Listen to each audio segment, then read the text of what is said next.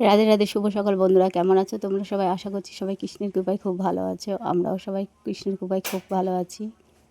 আজকের ব্লগটা শুরু করেছি গোপাল সোনাকে স্নান করানো নিয়ে। আর তোমরা তো গোপাল সোনাকে চিনোই, ওর নাম হচ্ছে বংশীবদন। এ দেখো আমার সোনার বাবাকে সোমবার আজ স্নান করাচ্ছি দুধ দিয়ে। আগে স্নান করানোর পরে তারপরে হচ্ছে এখন নর্মালি জল দিয়ে স্নান করে দিলাম। এবার বংশী বাবাকে ভালো করে মুছে দেবো। এবার গায়ে জলগুলো ভালো করে মুছে দিয়ে এবার পাউডার দিয়ে দেব।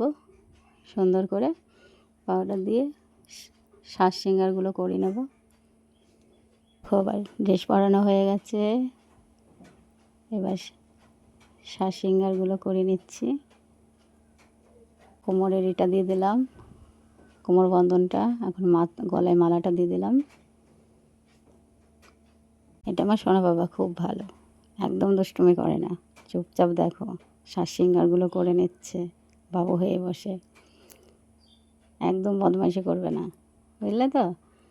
এই দেখো সিঙ্গার করে খেতে হবে তখন।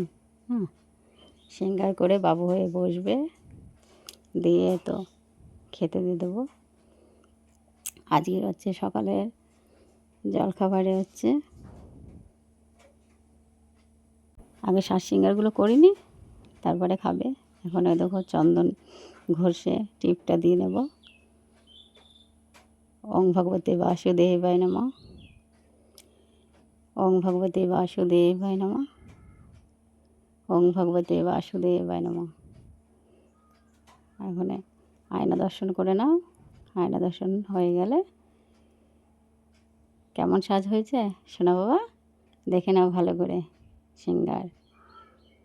এখন এই যে শিবা চলে এসেছে, এখন হচ্ছে শিবা করে নাও। এখন ওই যে একটা দিদুন হচ্ছে পাশের বাড়ির কাঁঠাল দিয়েছে, ওদের গাছের শেষ কাঁঠাল, তাই ভোগে দিয়ে দিলাম। আর প্রতিদিনই দুধ দেওয়া হয়,